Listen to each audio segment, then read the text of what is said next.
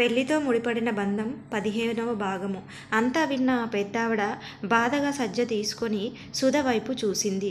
సుధ తన చేతిలో ఉన్న సజ్జల నుంచి కొబ్బరికాయ తీసి ఇచ్చింది. ఆమె దర్శనం చేసుకొని కారు దగ్గరకు వచ్చేసరికి సుధ ఆమెకు తోడుగా ఉంది. ఆ తర్వాత ఆమె వెళ్ళాక సుధ మళ్ళీ తన పనిలో పడిపోయింది. అలా ఆవిడ రోజు గుడికి వెళ్ళడం, సుధని కలిసి మాట్లాడడం జరిగేవి. రోజులు గడిచే కొద్దీ ఇద్దరి మధ్య చనువు పెరిగి సుధ బామ్మగారు అంటూ పిలుస్తూ అన్ని విషయాలు పంచుకునేది. కాలం గడిచే కొద్దీ ఆవిడకు సుధపై మంచి అభిప్రాయం కలిగింది. కానీ మనం ఒకటి తలిస్తే దైవం మరొకటి తలిచినట్టు ఏమైందో ఏమో ఆవిడ గుడికి రావడం మానేసింది. సుధ చాలా రోజులు ఆవిడ కోసం ఎదురు చూసేది, కానీ ఆవిడ రాలేదు. ఇక తను అన్ని విషయాలు మర్చిపోయి తండ్రితో తంటాలు పడుతూనే తమ్ముణ్ణి చెల్లెను చదివిస్తూ ఆమె కూడా తన చదువును పూర్తి చేసింది. డిగ్రీ సర్టిఫికెట్ తీసుకొని ఎంతగానో మురిసిపోయింది సుధ. ఇక నుంచైనా వాళ్ళ కష్టాలు తీరుతాయని అనుకొని ఆమె సర్టిఫికెట్స్ తీసుకొని ఉద్యోగాల పడింది. కానీ వెళ్ళిన ప్రతి చోట ఆమెకు నిరాశ ఎదురైంది. అలా రోజులు గడుస్తూ ఉండగా ఆ పెద్ద ఆవిడ మళ్ళీ 5 సంవత్సరాల తర్వాత వచ్చింది గుడికి. ఆవిడని చూడగానే సుధ నవ్వుతూ, అమ్మగారు మీరా? ఎన్ని రోజులైందండి మిమ్మల్ని చూసి? కాదు సంవత్సరాలైంది అంది. అవును తల్లి, ఎలా ఉన్నావు అంది ఆమె తల నిమురుతూ. నేను బాగున్నాను బామ్మగారు, మీరు అంది బాధగా ఉన్న ఆమె మొహాన్ని చూస్తూ. సుధ మాటకి అర్థం ఏమిటో ఆవిడకు తెలుసు కనుక ఏం మాట్లాడలేక మౌనంగా పూజ సామాన్లు తీసుకొని కారు దగ్గరికి వెళ్ళి చిన్ని బాంబును తీసుకొని వచ్చింది. వాడు చూడడానికి భలే ముద్దుగా, చిన్ని కళ్ళు, బుల్లి మొహంతో ముద్దుగా బామగాలు అంటూ ఆవిడ చెంగు పట్టుకొని వస్తున్న బాబుని చూసి సుధ వాళ్ళ దగ్గరికి వెళ్ళింది. సుధను చూసి ఆ బాబు దగ్గరకు వెళ్లకుండా భయంగా ఆవిడ చెంగు చాటున దాక్కొని తొంగి చూస్తున్నాడు. బాబు అలా వెళ్ళగానే సుధ వంగి, అరే ఏమైంది నానా, అలా దాక్కున్నావు? నేను ఏమి అనను రా అని చేతులు చాపింది సుధ వంక ఆమె చేతుల వైపు మార్చి చూసి మళ్ళీ వెనక్కి వెళ్ళి దాక్కున్నాడు ఆ బాబు. తన వెనక తొంగి చూస్తున్న బాబుని చూసి, ఎందుకు నానా భయం? వెళ్ళు, తను చాలా మంచిది, నిన్ను బాగా చూసుకుంటుంది అంది ఆ పెద్దావిడ. ఆ మాటలు వాడి బ్రెయిన్లో ఫిక్స్ అయిపోయాయి. సరే అని తల ఊపుతూ నెమ్మదిగా అడుగు వేసుకొని సుధ దగ్గరకు వెళ్ళాడు ఆ చిన్ని బాబు. దగ్గరికి రాగానే బాబుని హత్తుకొని ముద్దు పెడుతూ ఆడిస్తూ ఉంటే వాడికి ఏడుపు వచ్చేసింది. సుధను గట్టిగా పట్టుకున్నాడు. వెన్నుపై తడి తగిలేసరికి సుధ బాబుని వదిలి కంగారుగా అతని మొహం వైపు చూసింది. కన్నీళ్లు పెట్టుకుంటున్న బాబుని చూసి, ఏమైంది కన్నా, ఎందుకు ఏడుస్తున్నావు అని అడిగింది సుధ. ఏం లేదు, నేను ఎవరికి నచ్చనంట, నన్ను ఎవ్వరు ఇలా ప్రేమగా ఎత్తుకోరు, ఉమ్మ పెట్టలేదు, నువ్వు అలా చేసేసరికి ఏడుపు వచ్చేసింది అన్నాడు వాడు. అలా అనేసరికి సుధకి ఆ పెద్దావిడకి కూడా ఏడుపు వచ్చేసింది. వెంటనే ఆ బాబుని హత్తుకొని, లేదు నానా అలా అనకు, నువ్వు నచ్చనిది ఎవరికి నానా, అలా అనేవాళ్ళు పిచ్చివాళ్ళు అంది సుధ. అంటే మా మమ్మీ పిచ్చిదేనా అన్నాడు బాబు. మీ మమ్మీనా? అవును మా మమ్మీనే, నేను నచ్చలేదని నన్ను చిన్నప్పులే వదిలేసి వెళ్ళిపోయింది అన్నాడు. ఆ మాటలకి సుధ హృదయం తరుక్కుపోయి ఆ పెద్దావిడ వంక చూసింది. ఆవిడ ఏమి సమాధానం చెప్పకుండా మౌనంగా కన్నీళ్లు కారుస్తుంటే సుధ బాబుని కన్నీళ్లు తూడ్చి, వద్దు నాన్న, చిన్నపిల్లలు అస్సలు ఏడవకూడదు, ఏడిస్తే ఆ దేవుడికి కోపం వస్తుంది అంది. ఓ నిజమా, అయితే నేను అస్సలు ఏడవను అని తన చిట్టి చేతులతో కన్నీళ్లు తూడ్చుకొని సుధ వైపు చూశాడు. సుధ ఆ బాబుని తల నిమిరి, అది అలా ఉండాలి, నువ్వు గుడ్ బాయ్వి అని. ఇంతకీ నీ పేరేంటి అని అడిగింది. వాడు ముద్దుగా బన్నీ అని చెప్పాడు. ఆరేవా, బన్నీవా, నువ్వు నిజంగానే అచ్చం బన్నీలా ముద్దుగా క్యూట్గా ఉన్నావు తెలుసా అంటూ బుగ్గపై ముద్దు పెట్టింది. మరి నీ పేరేంటి అని బన్నీ అడిగేలోపు ఒక అమ్మాయి, టీచర్ గారు, నేను ఈరోజు ట్యూషన్కి రావడం కుదరదు అని చెప్పింది. సుధ ఆ అమ్మాయిని, సరే అని చెప్పి పంపించింది. వాళ్ళ మాటలు విన్న బన్నీ, నువ్వు టీచర్వా అన్నాడు. టీచర్ అంటే స్కూల్లో కాదు నాన్న, ట్యూషన్స్ చెప్తాను అంతే అంది బన్నీని బుగ్గలు లాగుతూ. అవునా అని బుగ్గ మీద వేలు పెట్టి ఆలోచించి, నాలాంటి చిన్నపిల్లలకు కూడా చెప్తారా అన్నాడు బన్నీ. చెప్తాను. అయినా నీకెందుకు నాన్న ట్యూషన్? అయినా నువ్వు ఇప్పుడే స్కూల్కి వెళ్తావా అంది ఆశ్చర్యంగా సుధ. ఆ మాటకి ఆ పెద్దావిడ, వెళ్తాడు తల్లి, ఇంట్లోనే ఉంటే అలా బాధగా ఉండిపోతాడని జాయిన్ చేశాము అంది. అవునా, సరే నీకు కూడా చెప్తాను, రోజు వచ్చేయి అంది Sudha. Thank you so much teacher అని సుధాని అతుక్కున్నాడు బన్నీ. ఇంతలో పంతులు గారు వచ్చి, భానుమతి గారు మీరా? ఎంతకాలమైందండి మిమ్మల్ని చూసి, అక్కడే ఆగిపోయారేంటి, లోపలికి రండి అన్నాడు. బామ్మగారు మీ పేరు భానుమత, చాలా బాగుందండి అంది సుధ. దానికి ఆవిడ చిన్న చిరునవ్వు నవ్వి బన్నీని తీసుకొని లోపలికి వెళ్ళింది. పూజ మీ మనవడి పేరు మీద చేయమంటారా అమ్మా అని అడిగారు పంతులు గారు. అవునండి, వీడు నా మనవడి కొడుకు, పేరు రేవంత్ వర్మ, నా భర్త పేరని ముద్దుగా బన్నీ అని పిలుస్తాం అంది బన్నీని చూపించి. అవునా అమ్మ, పిల్లాడు చాలా చక్కగా ఉన్నాడండి అని ఇద్దరి పేరు మీద పూజ చేశారు. భానుమతి కళ్ళు మూసుకొని నమస్కరిస్తుంటే ఆవిడ కళ్ళు వర్షించడం సుధ గమనించింది. ఎందుకు బామ్మగారు అంత బాధపడుతున్నారు? ఒకవేళ వదిలిపోయిన బన్నీ తల్లి గురించా, లేక ఒంటరిగా మిగిలిపోయిన తన మనవడి గురించా అని అనుకుంది. పంతులు గారు పూజ పూర్తి చేసి అందరికీ ప్రసాదం ఇస్తుంటే సుధ ప్రసాదం తీసుకొని అతని కాళ్లకు నమస్కరించింది. దానితో బన్నీ కూడా సుధలాగే చేశాడు. తనని అనుసరించిన బన్నీని ఎత్తుకొని ముద్దులు పెడుతూ అమాయకమైన ఆ మొహం చూసి, అసలు నిన్ను వదిలి వెళ్ళాలనిపించిందిరా కన్నా అనుకుంది మనసులో. బయటికి వచ్చి కారు ఎక్కుతుంటే బన్నీ సుధ చేయి వదలడం లేదు. ఏమైంది, రా ఇంటికి వెళ్దాం అని పిలిచారు భానుమతి.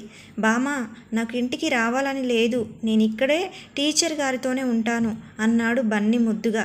అలా అంటే ఎలా నానా, ఇంటికి రావాలి కదా అంది భానుమతి. లేదు బామ్మ, ప్లీజ్, ఇంటికి వస్తే మళ్ళీ నేను ఒంటరిగా ఉండాలి. ఈరోజు స్కూల్ కూడా లేదుగా, ఉంటాను, ఈవినింగ్ ట్యూషన్ అయిపోగానే వస్తాను అన్నాడు. వాడి మాటలు విన్న సుధకి చాలా బాధ అనిపించింది.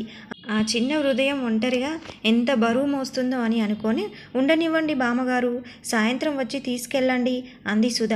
ఆ మాట వినగానే బన్నీ మొహం వెలిగిపోయింది. బన్నీ మొహంలో ఉన్న సంతోషాన్ని చూసి భానుమతి తన మాటను కాదనలేక, సరే కానీ డాడీ వచ్చేసరికి నువ్వు ఇంటికి వచ్చేయాలి అంది భానుమతి. ఓ తప్పకుండా బామా అని తలను బుద్ధిగా ఊపాడు బన్నీ. బాబు తల నిమిరి ముద్దు పెట్టుకొని, జాగ్రత్త అని ఏమైనా అల్లరి పెడితే ఫోన్ చేయమ్మా, కారు పంపిస్తాను అంది భానుమతి. సరే బామ్మగారు అంది సుధ. వాళ్ళని చూసి చిరునవ్వు నవ్వి వెళ్ళిపోయారు భానుమతి.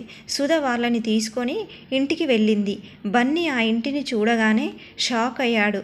ఎందుకంటే అది చాలా చిన్న ఇల్లు. వాళ్ళ ఇంట్లో తన రూమ్ అంత పెద్దది కూడా కాదు ఆ ఇల్లు మొత్తం. అక్కడే ఆగిన బన్నీని చూసి, ఏమైంది బన్నీ, నీకు మా ఇల్లు నచ్చలేదా అని అడిగింది సుధ. అది టీచర్, ఇంత చిన్న ఇల్లు మీ ఒక్కరికి ఎలా సరిపోతుంది అని అడిగాడు. వాడి అమాయకత్వానికి నవ్వుకొని, ఈ ఇంట్లో నేను మాత్రమే ఉండను బన్నీ, నాతో పాటు మా నాన్న, చెల్లి, తమ్ముడు కూడా ఉంటాము అంది సుధ. వాట్, 4 మెంబర్స్కి ఇంత చిన్న ఇల్లా? నేను, డాడీ, బామ్మ, మా ముగ్గురికి ఎంత పెద్ద ఇల్లో తెలుసా అన్నాడు చేతులు చాపి చూపిస్తూ. అవన్నీ మీలాంటి పెద్దవాళ్ళకి, మాలాంటి పేదవాళ్ళకి కాదు అంది కీర్తి లోపలికి వస్తూ. పెద్దవాళ్ళ? నేను చాలా స్మాల్ బాయ్ని కదా, నన్ను పెద్దవాడివని అంటుందేంటి టీచర్ ఆ ఆంటీ అని అడిగాడు. ఆ మాట వినగానే నో అని గట్టిగా అరిచింది కీర్తి. ఆ సౌండ్కి బన్నీ చెవులు మూసుకొని, ఏమైంది ఆంటీ అలా అరిచావు అన్నాడు బన్నీ. అదిగో మళ్ళీ, ప్లీజ్ రా బుజ్జోడా, నీకు పుణ్యం ఉంటుంది, ఇంకోసారి ఆంటీ అంటే చచ్చిపోతాను అంది కీర్తి. అప్పటికి కానీ విషయం అర్థం కాలేదు మన బన్నీ బాబుకి. చెవులపై ఉన్న తన చేతుల్ని తీసి, హో ఆంటీ అన్నానా, ఫీల్ అయ్యావా ఆంటీ అన్నాడు బన్నీ ముసిముసిగా నవ్వుతూ. అదిగో మళ్ళీ అని కీర్తి మీదికి వస్తుంటే సుధ బలవంతంగా నవ్వును ఆపుకుంటూ, ఏంటి కీర్తి ఆ దూకుడు పిల్లాడితో అంటూ బన్నీని ఎత్తుకుంది. పిల్లాడు కాబట్టే ఊరుకున్నానక్క, లేదంటే ఈ పాటికే ఈ కీర్తి అంటే ఏంటో చూపించేదాన్ని అంది కీర్తి కోపంగా. అవునా ఆంటీ అన్నాడు సుధ భుజంపై నుంచి తొంగి చూస్తూ. అక్క చూడు మళ్ళీ అంటున్నాడు అని వాళ్ళ వెంట పడింది. సుధ బన్నీని ఎత్తుకొని అతనికి దొరకకుండా తప్పించుకుంటూ ఉంది. వాళ్ళని చూసి బన్నీ కిలకిల నవ్వుతూ ఉన్నాడు. బన్నీ మొహంలో సంతోషం చూసేసరికి సుధ మనసు పొంగిపోయింది. ఇంతలో నిఖిల్ వచ్చి అరే ఏమైందక్క అని అడుగుతుంటే సుధ బన్నీని నిఖిల్కిచ్చి జాగ్రత్త పట్టుకో తమ్ముడు అని కీర్తి దగ్గరికి వెళ్ళి తనని ఆపింది. అప్పటికి కూడా బన్నీ నవ్వుతూనే ఉన్నాడు. ఆగు కీర్తి, ఎందుకంత కోపం అంటూ సుధ అడుగుతుంటే అన్నీ తెలిసి నువ్వు కూడా ఏంటక్క అని అంటుంటే తనని ఆపి నవ్వుతున్న బన్నీని చూపించింది. ఒక్క క్షణం కీర్తి కూడా బన్నీ వైపు చూసి ఆగి ఏంటక్క అంది. చూడవే కీర్తి ఎంత చక్కగా నవ్వుతున్నాడో, ఇక్కడికి వచ్చే ముందు ఎంత బాధపడ్డాడో తెలుసా అంటూ బన్నీ గురించి చెప్పింది. అది వినగానే కీర్తి మనసు కూడా చివుక్కుమంది. ఎంత ముద్దుగా ఉన్నాడక్క, అంత చిన్న బాబును వదిలి ఎలా వెళ్ళాలనిపించిందక్క ఆ మనిషికి. అసలు అది ఆడదేనా? పిల్లలు లేక ఎంతోమంది బాధపడుతుంటే మాతృత్వాన్ని కాదు అనుకుంది. అంటే అది మనిషి కూడా కాదు. అయినా బాబుకు ఎవరు లేకపోతే ఏంటక్క, మనం ఉన్నాం కదా, మనం చూసుకుందాం అని నిఖిల్ దగ్గరికి వెళ్ళి బన్నీని తీసుకొని చెక్కిలి గింతలు పెట్టి ఎత్తుకొని ముద్దు చేసింది. బన్నీ కీర్తిని కిస్ చేసి సారీ నిన్ను ఏమని పిలవాలి అని అడిగాడు. నీ ఇష్టం నానా అంది కీర్తి బన్నీ బుగ్గలు లాగుతూ. అవునా, అయితే ఆంటీ అననా అన్నాడు బన్నీ నవ్వుతూ. ఆ మాటకి ఏడుపు మొహం పెట్టి ప్లీజ్ బన్నీ, నువ్వు నన్ను తిట్టినా పర్లేదు కానీ అలా మాత్రం పిలవకు అంది. సరే సరే పిలువనులే అని బుగ్గపై వేలు పెట్టుకొని ఆలోచించి కీర్తి వంక చూసి అక్క పిన్ని అన్నాడు.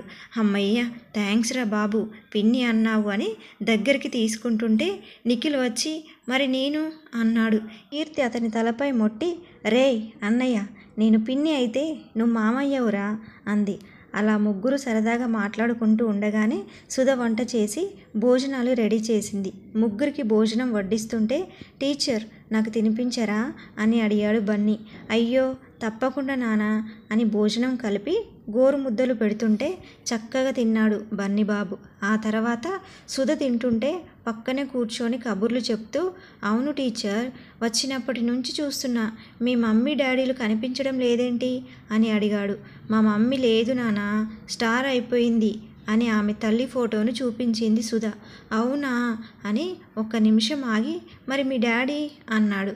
మా డాడీ నా బంగారం ఉద్యమానికి వెళ్ళాడులే అంది కీర్తి. ఉద్యమమా అన్నాడు బన్నీ. ఉద్యమమే అంది కీర్తి వాళ్ళ నాన్నపై కోపాన్ని చూపిస్తూ. ఏ ఉద్యమం పిన్ని అన్నాడు బన్నీ.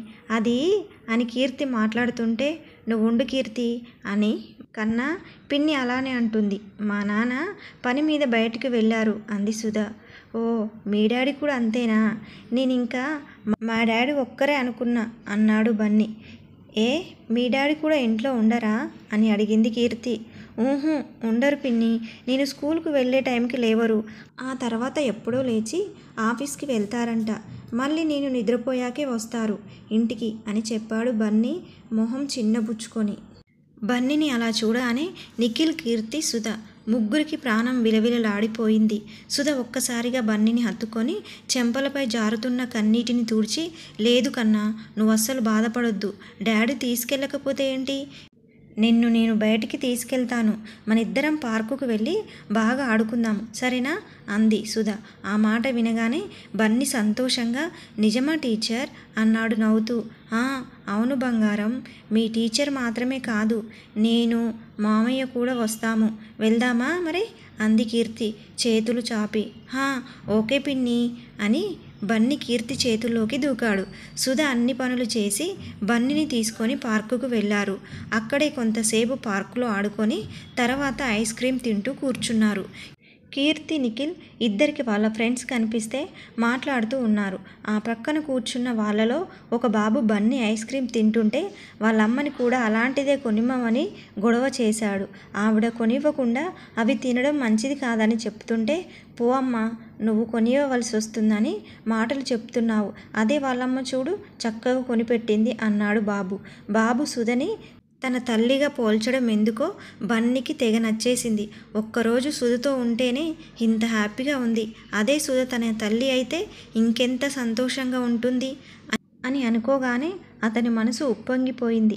బన్నీకి గాల్లో ఫ్లయింగ్ చేస్తున్నట్టుగా ఉంది. విచిత్రం ఏమిటో గాని సుధ ఆ మాటకి ఇబ్బంది పడలేదు. నవ్వుతూ ఆ బాబు వంక చూసింది. సాయంత్రం 5 దాటుతూ ఉండగా, అక్క, ఇప్పటికే మనం వచ్చి చాలాసేపు అయింది. ఇంటి దగ్గర నీ కోసం పిల్లలు వెయిట్ చేస్తూ ఉండి ఉంటారు, వెళ్దామా అని అడిగాడు నిఖిల్. అవును కదా, నేను మర్చిపోయాను అని. బన్నీ, వెళ్దామా అని అడిగింది సుధ. అంతే. అప్పటి వరకు గాల్లో ఉన్న బన్నీ ఒక్కసారిగా నేల మీదకి వచ్చి, ఓకే టీచర్, వెళ్దాము అన్నాడు నీరసంగా.